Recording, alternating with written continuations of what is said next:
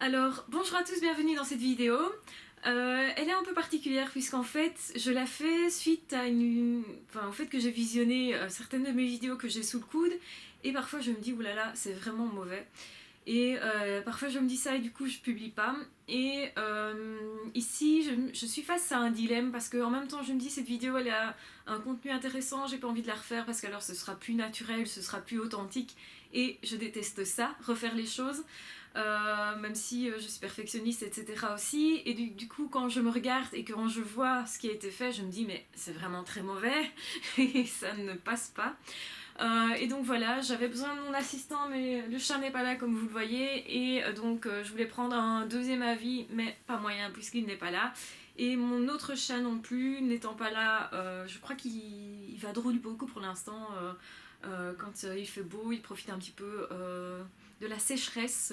Et quand je parle de sécheresse, c'est vraiment assez ironique puisqu'en Belgique, en fait, pour l'instant, il pleut tout le temps.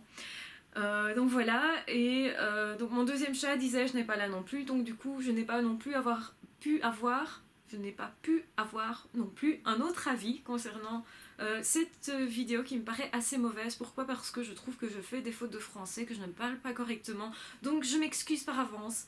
Je vais quand même vous la diffuser à mes risques et périls, parce que c'est pas génial, faut dire ce qui est.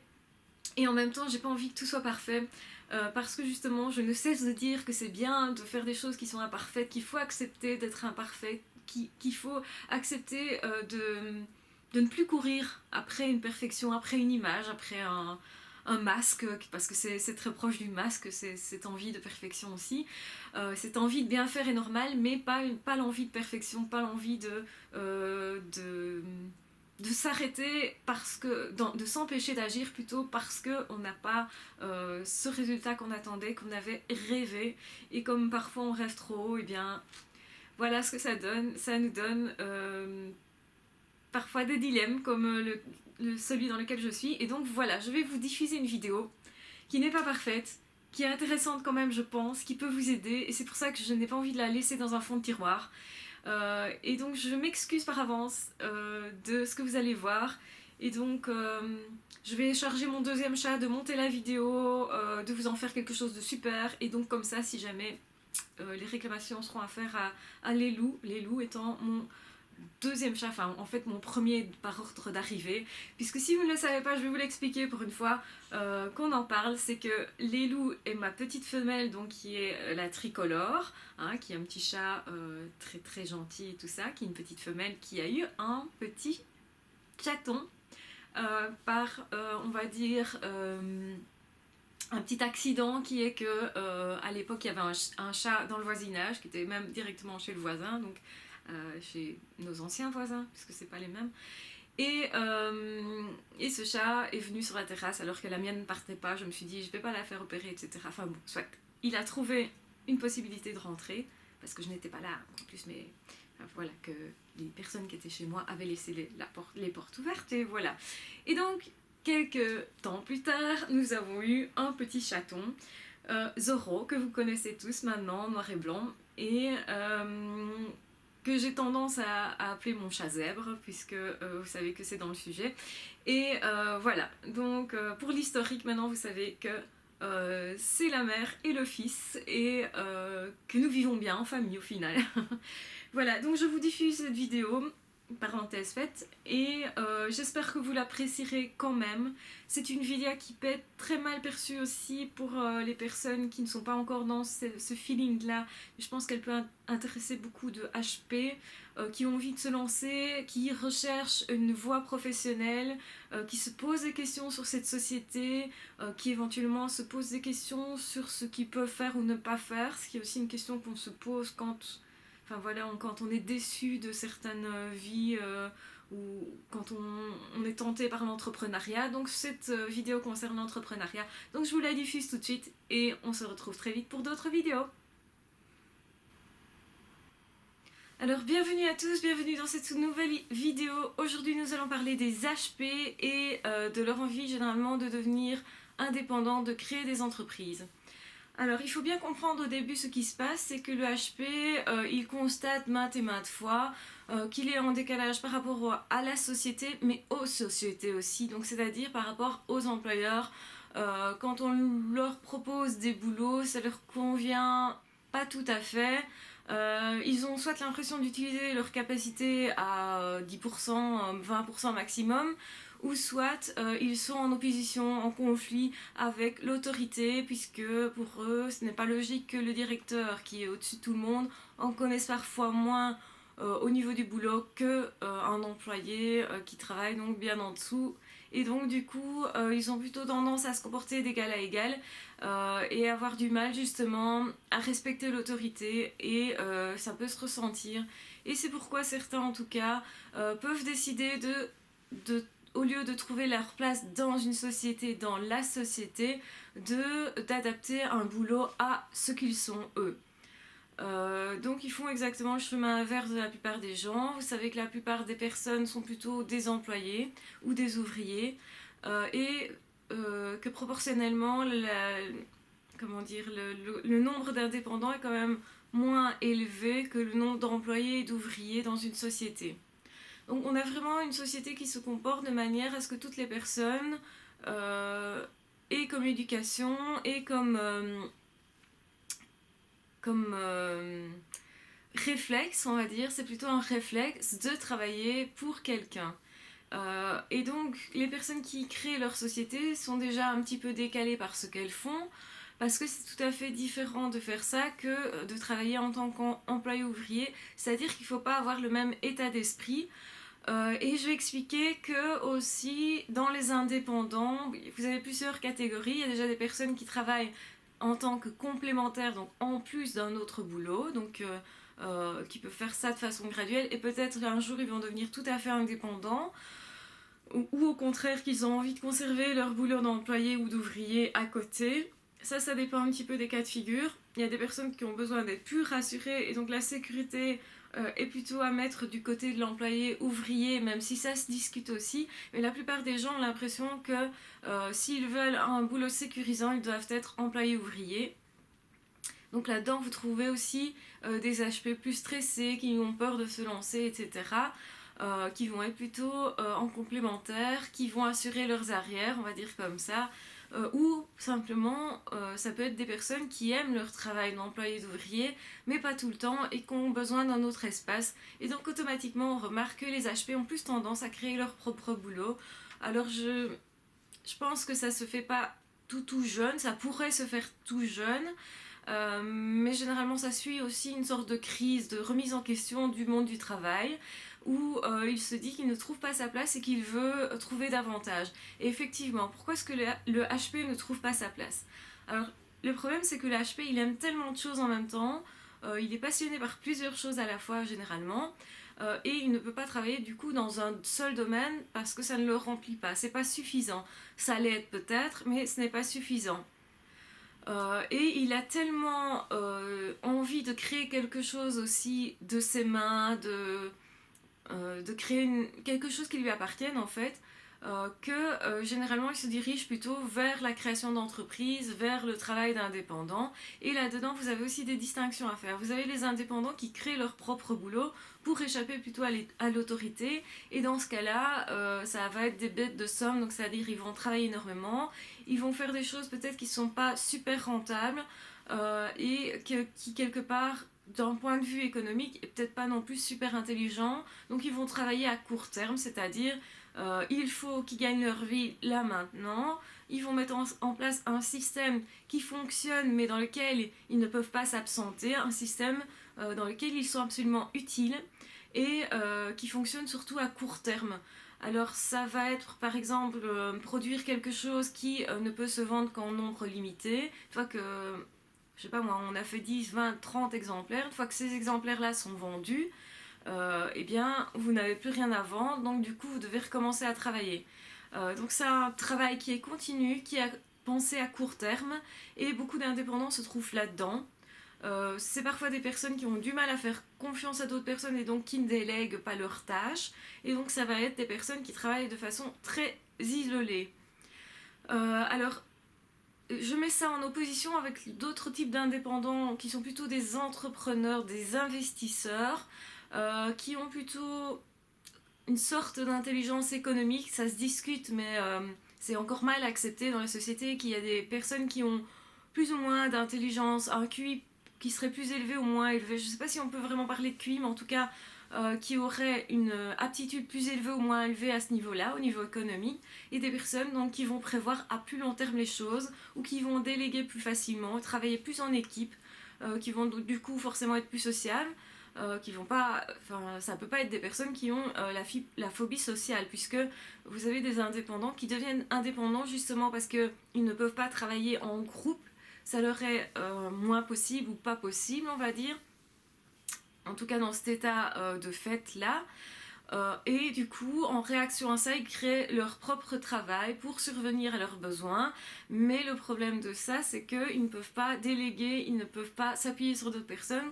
Donc ils sont seuls dans leur barque. Et c'est pas un problème en soi de créer quelque chose tout seul, parce que ça peut fonctionner aussi. Mais s'ils ont une vision à court terme, ben malheureusement, ils risquent aussi le burn-out, puisqu'à un moment donné, ils vont donner jusqu'à ce qu'ils se rendent compte que chaque fois, tout est à recommencer et qu'ils ne peuvent pas lâcher la pression sous peine justement d'avoir une diminution de chiffre d'affaires. Et donc du coup, ils ont plus de mal à relâcher la pression, ce qu'il faut justement pour ne pas arriver au burn-out. Et donc, ils ont plus de chances d'arriver au burn-out et de ne plus pouvoir continuer là-dedans, et aussi que ça perde son sens. Alors donc, il faut bien voir pourquoi est-ce qu'on a créé une activité et se poser la question là-dessus. Mais les investisseurs, les entrepreneurs, eux, vont plutôt être dans quelque chose à long terme. Ça va être par exemple une personne qui commence une activité et ça n'a l'air de rien du tout. Il gagne des tout petits montants au départ, généralement. À moins qu'il trouve directement le bon fonctionnement, un système qui fonctionne, mais va vraiment mettre en place justement un système qui est quasi autonome, donc c'est-à-dire dans lequel il n'a pas beaucoup besoin d'intervenir. Une fois que le travail est fait, il est fait et il fonctionne plus ou moins tout seul.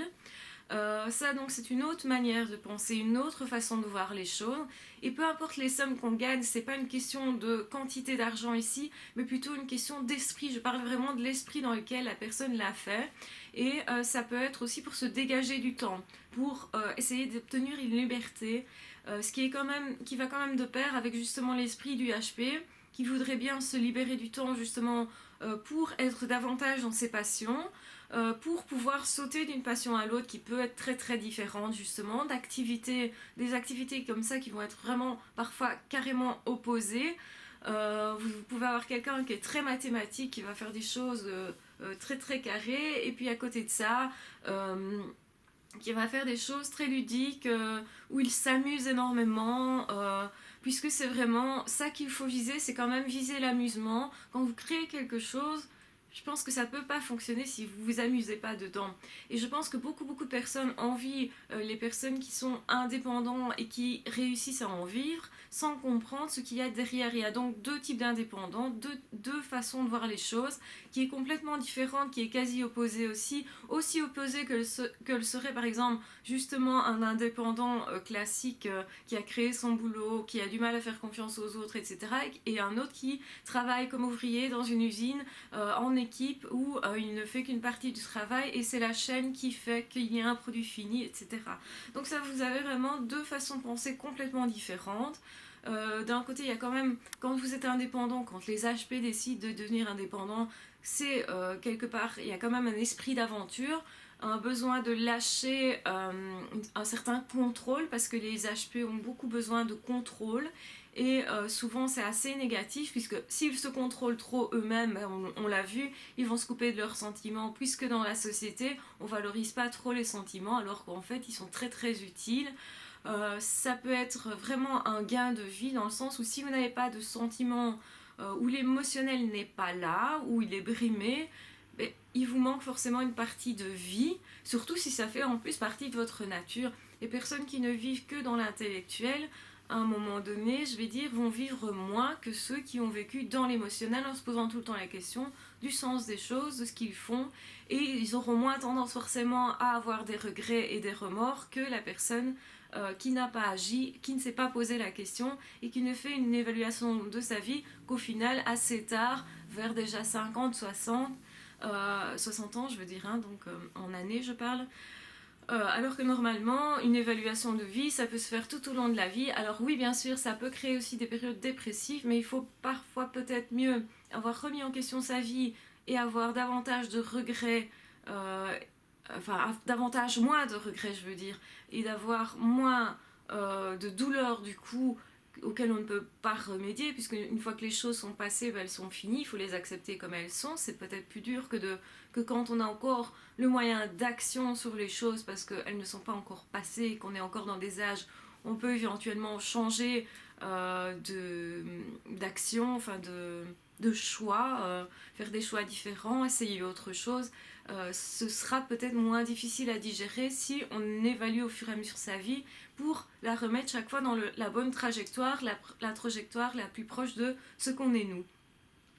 Et donc c'est un peu ça qui se passe quand le HP crée sa société, c'est aussi une remise en question, c'est aussi, tiens, est-ce que finalement ce serait pas plus intelligent de travailler différemment, est-ce qu'il ne me manque pas quelque chose dans ma vie justement, puisque j'ai plusieurs passions et que je ne peux pas nécessairement l'exploiter chez un employeur, peut-être que j'ai envie aussi d'apprendre de nouvelles choses, qui est quand même régulier chez le HP, puisque lui il s'intéresse à un truc, à un autre, et puis une fois qu'il a fait le tour de quelque chose ou qu'il a l'impression de ne plus avancer là-dedans, il a tendance à mettre ça de côté parce qu'il peut y revenir, donc c'est une passion qui reste quand même, mais on va avoir l'impression de l'extérieur qu'il saute d'un truc à l'autre. En fait, pas du tout. Il y a des liens entre les choses, il y a une ligne directrice de quelque chose, c'est un apprentissage est fini, je passe à un autre et je reviendrai éventuellement vers cet amour premier. Mais en attendant, je fais autre chose et une activité complémentaire ou complémentaire d'indépendant ou principale peut justement répondre à ce besoin de changer d'activité en cours de route. C'est-à-dire que vous pouvez avoir des personnes qui sont dans des zones très différentes, qui vont faire des choses très artistiques. Enfin, moi, je prends mon cas personnel, je fais des vidéos, je fais de la psycho, etc. Et en même temps, je fais des choses très artistiques où je crée quelque chose, des objets. Donc, c'est très très différent, complètement différent. Et justement, ce que beaucoup ne comprennent pas quand on parle de l'intelligence de l'HP et du surdoué, c'est qu'il n'est pas limité à un domaine. Contrairement à ce qu'on croit, on associe surdoué et génie, ce qui n'est pas du tout la même chose. Un génie, c'est quelqu'un qui va se consacrer à une seule chose. Il ne va pas nécessairement sortir de ce domaine-là. Il va être doué vraiment dans ce domaine-là. Ça va être très surprenant, très fulgurant parfois. Mais il ne va pas passer d'une zone à une autre nécessairement. Alors que le HP, lui, est comme ça. Ça peut être, entre guillemets, un génie aussi. Mais il ne va pas rester nécessairement que dans cette matière-là. C'est des personnes, contrairement à ce qu'on croit, qui peuvent être très scientifiques, puisqu'il y a des hypothèses à faire qui sont très créatives, ils peuvent être dans la recherche, etc. Et puis, paradoxalement, ils peuvent être aussi dans des zones mathématiques qui paraissent de l'extérieur très rigides, etc. Mais l'HP, quand il pratique une matière, pour lui, c'est pas rigide, c'est quelque chose de créatif justement, qui va le motiver. Et là, tant que son cœur y est, il va suivre cette voie-là. Et il peut passer d'un domaine à l'autre parce qu'en fait, il va trouver des liens entre les deux. Et on va lui dire, mais non, tu peux pas être comme ça et comme ça à la fois. Tu peux pas à la fois aimer les maths, aimer le français, aimer l'informatique, aimer la philosophie. Ça va pas ensemble. Et pourtant, oui, il y a des liens. Alors qu'on associe généralement, je veux dire, dans le système scolaire classique, vous allez avoir quelqu'un qui est littéraire, qui est censé être que littéraire, de soit aimer les langues étrangères et le français, le latin, le grec éventuellement. Mais ça va pas être quelqu'un qui aime à la fois la physique forte mais qui sera pas trop doué en maths parce qu'en fait ça l'intéresse pas ou inversement, alors que dans les HP vous avez ces cas de figure là. Vous avez aussi, encore plus spécifique, les HP qui adorent certaines matières dans un cours, donc certains chapitres et pas d'autres. Et donc ça, c'est très difficile. C'est pour ça qu'il a du mal à s'insérer dans un système qui est fait par cases comme ça, où tout est rangé. Et lui, il va prendre en fait qu'une partie des trucs.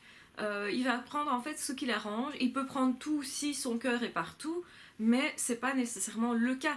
Alors on va avoir comme ça des stratégies d'adaptation. Au lieu de s'adapter à la société, ils vont adapter une société à eux, et c'est la démarche quand ils deviennent indépendants. C'est cette démarche-là qui est prioritaire, et très vite, généralement, ils vont se rendre compte que la première catégorie d'indépendants, sont des personnes qui, au fond, sont pas si loin des bouillons d'employés, ouvriers, où finalement on travaille beaucoup pour produire. Eux, c'est pas tellement ça qu'ils cherchent, puisqu'ils cherchent un sens à ce qu'ils font, et généralement vont plus se retrouver dans les investisseurs qui vont eux créer comment dire, une valeur. C'est plutôt la création de valeur. C'est créer une théorie, c'est créer un bouquin qui va rester, c'est créer, comment dire, c'est acheter éventuellement ou construire des maisons qui vont rester aussi dans le temps. C'est tout ce qui est artistique, où justement une œuvre d'art reste une œuvre d'art et donc par définition est unique. Et a une certaine valeur dans le temps. Donc vraiment, il va se prolonger plutôt à long terme au final, à moins qu'il ait des problèmes financiers où là, il va penser à court terme.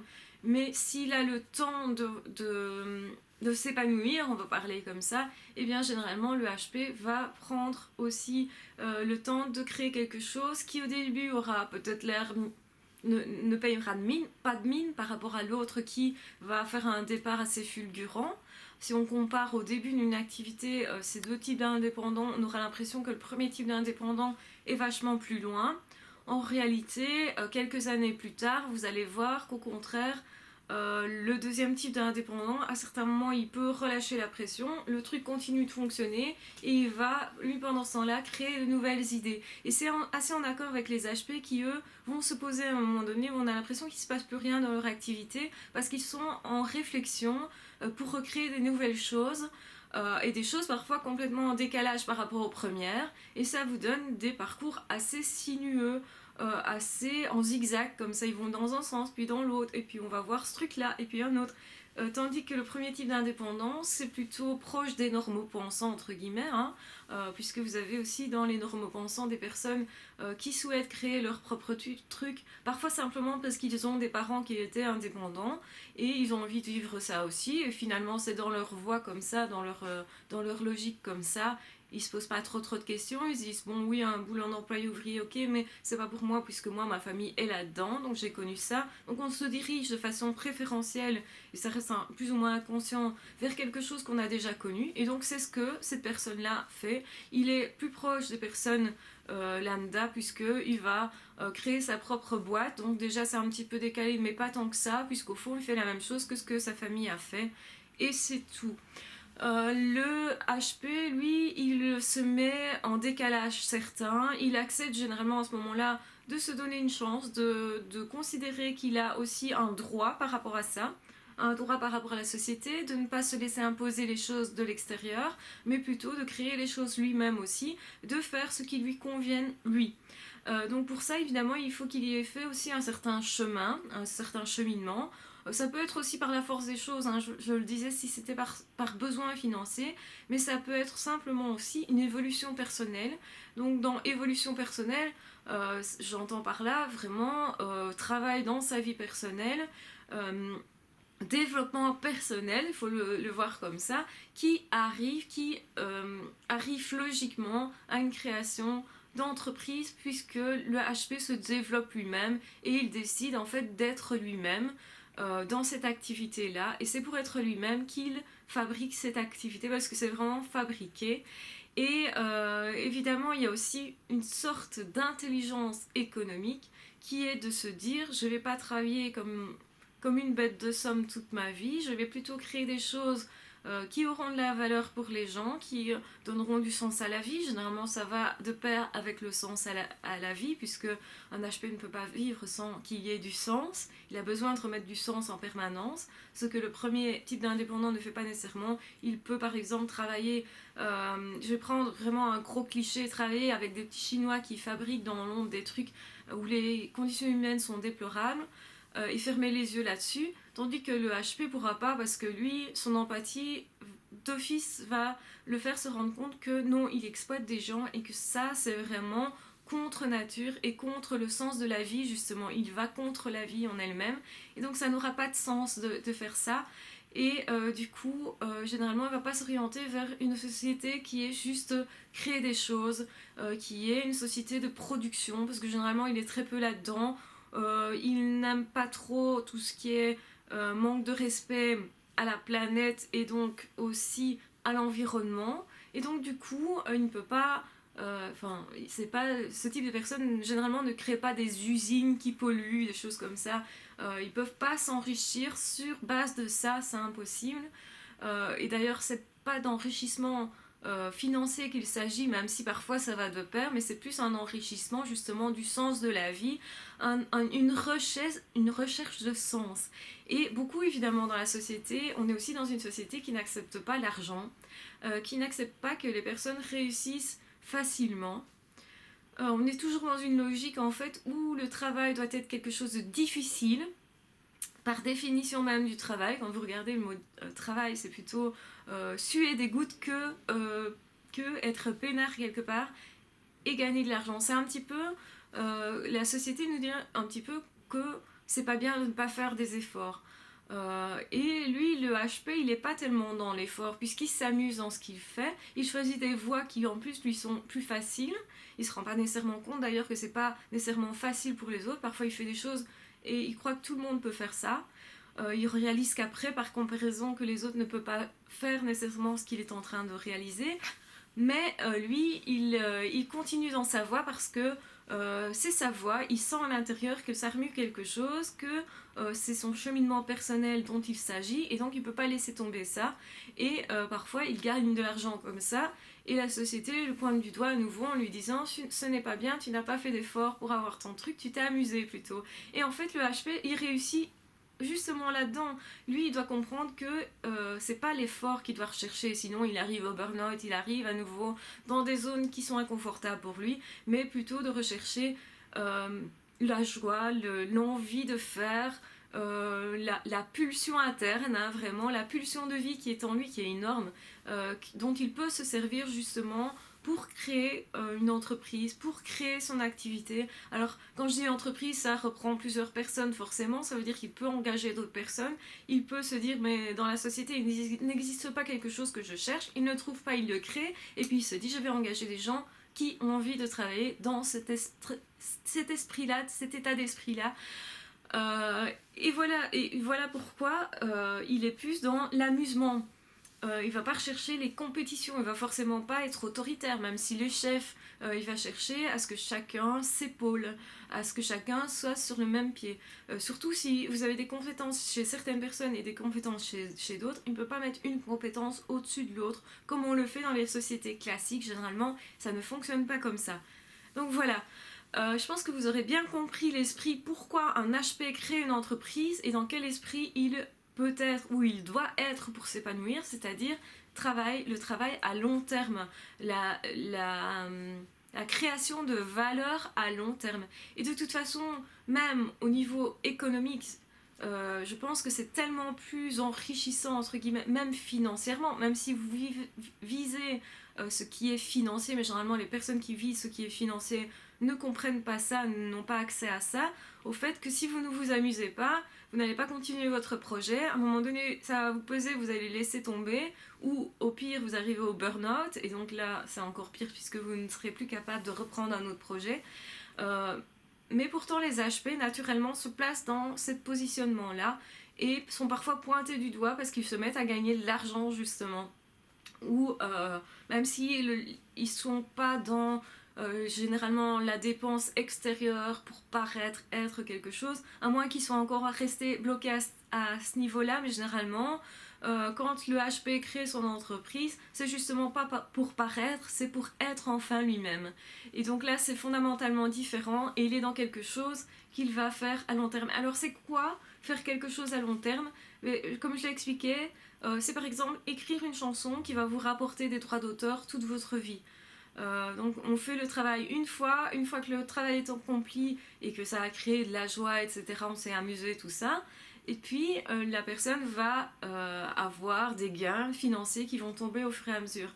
Alors ça a l'air de rien effectivement, mais à long terme, si la personne fait, je ne sais pas moi, 50, 60 CD, ben forcément ça va devenir quelqu'un de richissime. Ça peut devenir quelqu'un de richissime. Et à nouveau là, il va être pointé du doigt en lui disant c'est pas bien, tu gagnes de l'argent et en plus tu fais pas d'efforts. Ou t'as pas l'air d'en faire.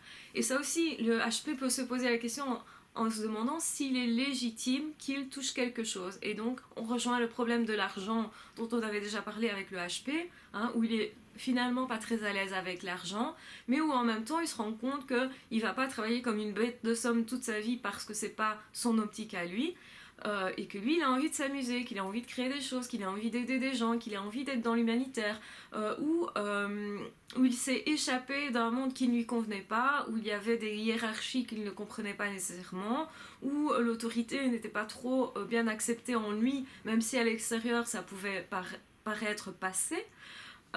Et donc il s'est peut-être suradapté à certains moments, et puis à un moment donné il s'est dit j'en ai marre de me suradapter, j'ai aussi le droit d'être moi-même, je m'accorde ce droit, et donc je m'accorde le droit de créer une société. Donc voilà, là on rentre vraiment dans les clichés sociaux où effectivement la société nous envoie toute une série de messages qui ne correspondent pas à ce que l'épanouissement des HP se produise, et donc l'HP doit à un moment accepter de se dire ben, moi je prends cette liberté là. Et je sais que ça ne va pas convenir à la société. Je sais qu'on va me pointer du doigt. Je sais qu'on va me dire que ce que je fais, je ne le mérite pas peut-être. Surtout que son intelligence, comme c'est une intelligence qui est plus fulgurante, qui est plus dans l'impulsivité aussi, qui n'est pas linéaire, que les autres ne comprennent pas, les normaux-pensants ne comprennent pas nécessairement, et donc qui peut être jalousé, effectivement, déjà à ce niveau-là, on le pointe du doigt et on lui dit qu'il n'est pas méritant. Et lui-même a l'impression d'être un imposteur, qu'il n'est pas méritant à ce niveau-là, et donc il peut avoir aussi cette impression par rapport à l'argent, en se disant, mais mince, je gagne quelque chose, est-ce que je le mérite? Est-ce que c'est légitime? Et peut-être qu'il va répondre non à cette question parce qu'il est influencé par les normes sociales, qui ne sont au fond que de normes sociales, que peu de personnes lambda remettent en question. Les personnes qui les remettent en question, c'est les personnes qui sont plus décalées par ce qu'ils sont justement, et qui vont remettre en question ça parce que pour eux ça paraît aberrant, parce que ça paraît justement ne pas avoir de sens à la vie, ne pas donner plus de sens. Et donc voilà, et donc vous avez le droit de créer des sociétés, vous avez le droit d'être vous. Et au fond, si vous gagnez de l'argent comme ça, eh bien c'est que quelque part, l'univers a décidé que vous le méritez. Ça, c'est mon côté spirituel qui le dit. Et je pense qu'il faut essayer d'être à l'aise avec ça. Je ne suis pas à l'aise avec ça, j'y travaille comme tout le monde. Je suis peut-être encore un peu jeune à ce niveau-là, on va dire. Certainement, mais voilà, moi je vous encourage de toute façon, si vous avez envie, si vous avez l'impulsion de créer quelque chose, d'être plutôt dans le deuxième type d'indépendant, que ce soit en complémentaire ou à titre principal, ce qui compte c'est vraiment l'optique dans laquelle vous êtes, de essayer de suivre vos appétits, et qu'au fond vous vous permettiez de suivre ces appétits-là qui vont vous apporter beaucoup de connaissances d'une part, et connaissances ça ne se perd pas, donc c'est un investissement entre guillemets à long terme puisque vous pourrez toujours en faire quelque chose ensuite, et aussi ne pas être dans quelque chose qui est de l'ordre du rendement, qui est plutôt de l'ordre d'une société qui au fond est en train de disparaître, et même les personnes lambda se rendent compte que la société de production n'était finalement pas la meilleure, on a pollué beaucoup, on ne peut plus produire pour certaines choses, le pétrole étant limité, des choses comme ça. Donc on a saccagé pas mal de choses, même les personnes lambda peuvent souffrir de ça, le HP beaucoup plus puisqu'il y est plus sensible. Mais forcément, vous avez des personnes qui font des burn-out, qui ne sont pas HP, qui refusent le monde du travail à un moment donné et la productivité intense parce qu'ils se rendent compte que c'est pas bon pour eux, que ça saccage leur santé. Et à force de destruction, forcément, les esprits s'éclairent aussi, sans savoir nécessairement dans quoi ils doivent aller. Et donc le chemin, c'est ça, de créer quelque chose finalement qui est plus ludique, où les gens s'entraident, idéalement, hein, c'est un peu l'idéal, mais on a prouvé que la société dans laquelle nous sommes a ses limites, et nous arrivons à ces limites-là. Et beaucoup de personnes s'en rendent compte, donc finalement, le HP pourrait être un précurseur qui guide les autres, qui guide les personnes lambda, qui leur montre quel type de travail pourrait épanouir, être plus épanouissant, en tout cas ne pas gâcher la santé des gens, ce qui est déjà pas mal. Voilà, sur ce, je vous laisse, je pense que la vidéo est déjà pas mal longue. Et sûrement on reparlera de ce sujet parce que c'est un sujet super intéressant, passionnant et super super important pour la vie des HP. Maintenant je ne sais pas si tous les HP s'en rendent compte parce que ça dépend de dans quel chemin on se trouve et ça ne dépend pas de l'âge, hein, ça dépend de nos prises de conscience, de notre vie, de notre histoire. Il y a des personnes qui ont été plus déçues que d'autres par le monde du travail, donc qui vont arriver plus facilement et plus vite dans ce monde d'indépendants. Il y a des personnes qui sont plus encadrées par d'autres indépendants qui vont les orienter plus facilement vers ça aussi. Donc ça c'est toujours, comment est-ce que le HP a été entouré, c'est toujours la grosse question qui peut faire la différence aussi dans une vie. Et c'est souvent des petites actions qui font des grosses différences. Donc voilà, je vous embrasse très fort, j'espère que vous allez bien et on se retrouve très vite de toute façon pour d'autres vidéos.